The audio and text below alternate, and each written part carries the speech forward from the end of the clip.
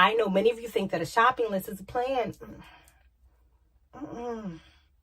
This is actually a challenge, a $50 a week challenge. What's up, Saving Squad and family? Hey, newbies. So today's quick tip and strategy video is all about how to eat for less than $50 a week. You heard me. How to eat for less than $50 a week. Now, if you have a pretty large family, you may have to adjust these goals a little bit. But for the average household size, when giving these strategies and tips, you should be able to achieve this. All right, guys, so this first tip I'm going to share with you is almost a must. You guys know I don't like to get stuck on saying this is the only way to do it. Nothing's like really black or white. Plus, there's different strokes for different folks. Every household has different situations and circumstances, but there are some strategies and tips and or some foundational stuff that you have to do if you want to eat for less than $50 a week. I mean, come on now. It's a really, really challenging goal. So the first thing you want to do is you want to plan out every shopping trip. And no, I'm not going to leave you hanging there because I know many of you think that a shopping list is a plan. No, it's not. Hate being a bearer of bad news. A shopping list is simply a shopping list. It's just simply saying this is what I want to get at the store, and it doesn't tell you how much you're going to spend. It doesn't even really say what you need. Like, you can go to the store and get ketchup and have ketchup at your house. Because you didn't plan? Because you didn't plan? Because you got a plan.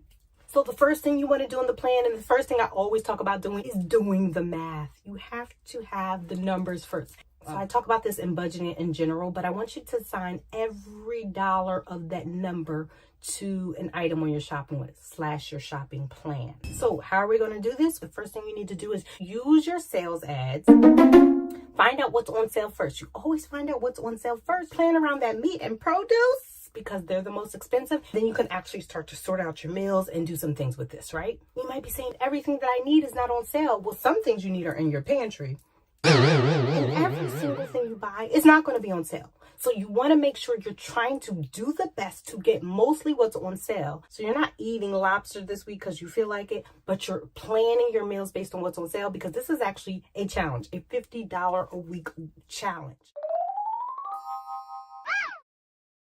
So let's just say you've been doing this for a while. And each week within that $50, you're actually getting stuff that are at its rock bottom price and you're stocking up on it. Perishable items like frozen goods, canned goods, meat, because even though meat perishes, it can be frozen. Anything that has like a longer lifespan, you want to go ahead and start slowly stocking up on it. Stocking up on it does not mean you need to go crazy. It just means you get more than one or more than what you need. Okay, so that's your right now and long-term strategy because a lot of those things you can actually implement into your current meal plan and or just set aside for future savings. So that way when you plan your next meals, you don't have to overpay. You have those cheap items already in your stockpile.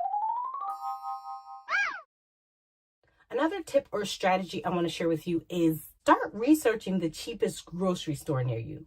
Do I already shop at the cheapest grocery store? Maybe, but sometimes we're so used to thinking one way or doing something one way and thinking we know it already. Oh, trust me, don't get worried. I do it all the time.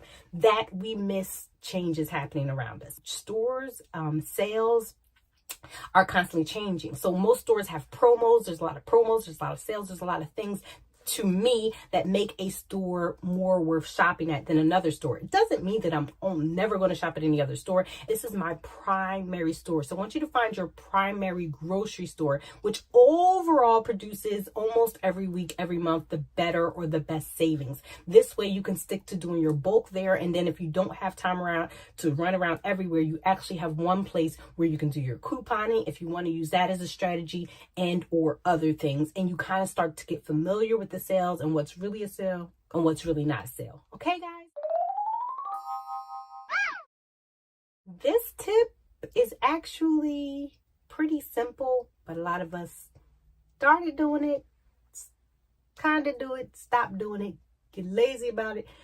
Guys, we need to start planning more of our meals at home. At least a minimum of 3 days. Yikes! Don't kill me. All right, so eating out all the time is probably one of the most expensive expenses in your budget. Okay, so even going beyond our grocery budget, you have like your variable expenses in your budget, and grocery shopping or groceries is probably one of the ones you can control the most. So let's get it under control. Stop eating out so much because it's costing you, and at least put it within your grocery budget. Probably won't make this $50 one. To eat out a few times a week so that you still know how much you're spending and you still monitor yourself when you're taking them kids through that drive-thru.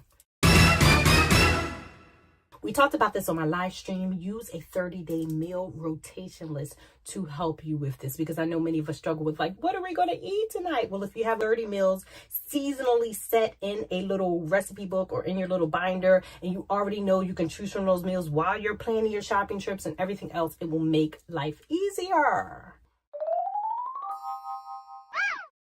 Finally, use coupons effectively, because many of us are like, the couponing thing doesn't really work for me. And it doesn't. Honestly, it doesn't, because you have to be somebody who's willing to plan ahead to actually really see the savings and for it to be worth your time. And also you have to coupon strategically for it to be effective. So it's not just grabbing a coupon, like you see a coupon in the blinky machine and then you just go up to the register and use it right away. It may be grabbing that coupon and holding on to it for the next great sale. It may be grabbing that coupon and trying to match it up in your sales ad, on your apps, in your paper. You want to do it strategically. But we need to wrap this up. So let me know what you got out of this video, and or if I can help you with anything else that's going to allow you to pay less than, it's going to allow you to eat for less than $50 a week. I know some of you are like, I can't do it. And if you already said that, you can't do it. But if you're trying to reach that goal, at least if you fall short, can you imagine how much more you're going to save? Be blessed, pay less, don't stress. See you next video. Kisses.